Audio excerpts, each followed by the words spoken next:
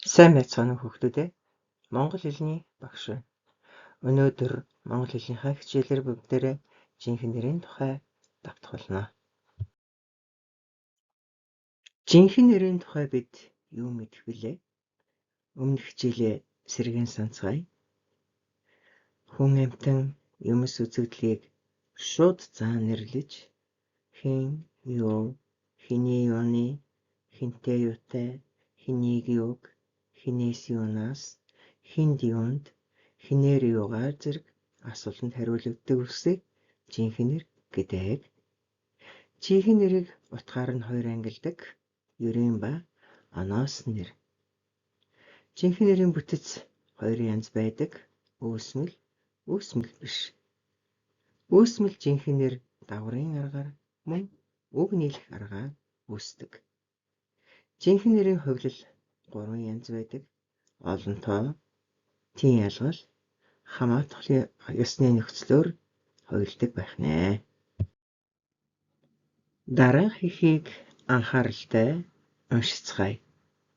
Илжиг, морь, хоёр. Эрт цагт нэгэн хүн илжиг морь хоёртой байжээ. Замаар явж байхдаа илжиг нь моринд "Миний ачаа тун хүнд байна. Би бүгдийг хүргэж чадахгүй боллоо.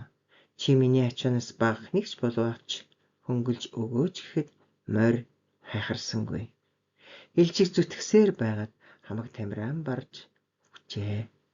Эзэн илжигний бүх ачааг мориндон ачиж бас дээр нь илжигний нойтон арьсыг тоохоход морь янцаглан "Би гэдэг амьтан ингэж зовлонд баригдах гэж хөөхий би яасан азгүй юм бэ?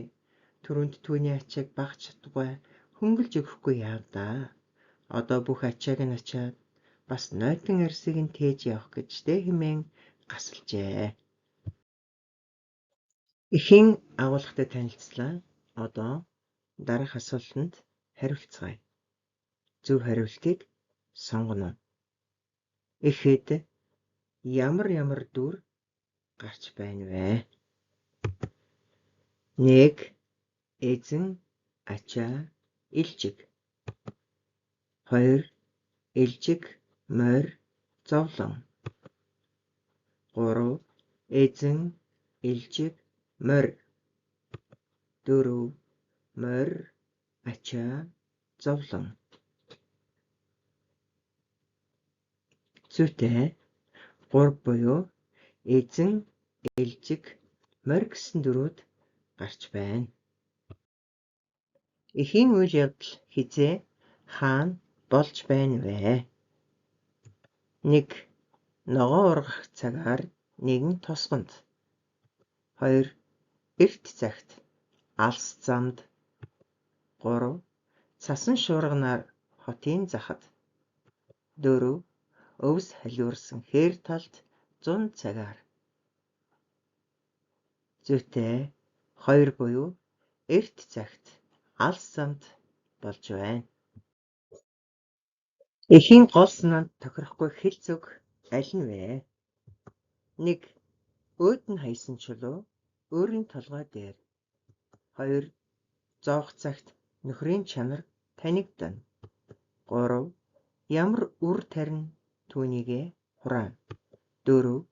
Эзэн хичээвэл заяа хичээнэ. Зүйтэй 4 буюу эзэн хичээвэл заяа хичээнэ хэмэх хэлц үг нь эхийн гол санаанд тохирохгүй байлаа.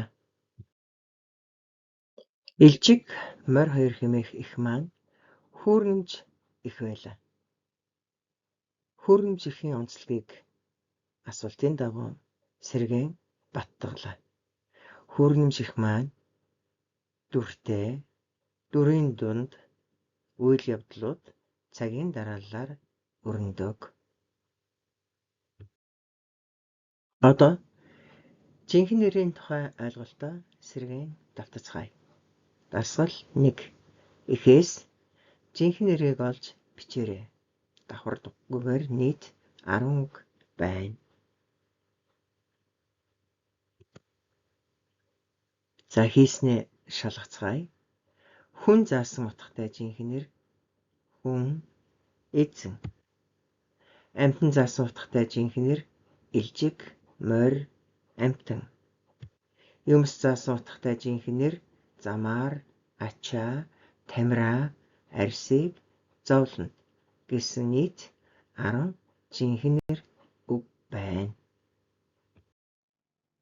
Дасгал 2. Эхээс тийн ялгалын нөхцөлтэй үгсийг төвөж бичсгээе. Үг давхардахгүй. Одоо хийснээ шалгацгаая. Замаар, моринд, ачаанаас бүгдийг, багахныг, илжигний, ачааг, арсыг, зовлонд, түүний гэсэн тийн ялгалын нөхцлөөр хувилсан үгс байлаа. Дасгал 3. Эхээс хамаатуулах нөхцөлтэй үгсийг олж бичицгээе.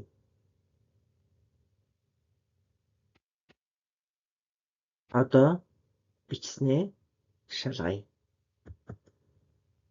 Илжиг нь тамираа, мориндоо, дээр нь, ачааг нь, арсыг нь гэсэн үгс байлаа. Дасгал 4. Жинхэнэ эрсээс өөсмөл жинхэнэрийг олоод бүтцээр задлан тайлбарлаж бичсгээе.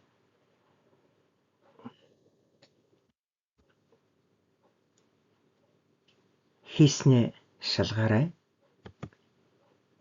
Ачаа тэнцүү ач нэмэх нь а үйлээс нэр бүтээх дагавар. Ач идэвхтэй үйл язгуур. Амьтан тэнцүү ам нэмэх нь тан. Тан нэрээс нэр бүтээх дагавар. Ам идэвхтэй нэр язгуур. Зовлонд тэнцүү зов нэмэх нь лон нэмэх нь дэ. Дэ үг хоршин тийн ялгалын нөхцөл. Лон үйлээс нэр бүтээх дагавар. Зов идэвхтэй үйл язгуур.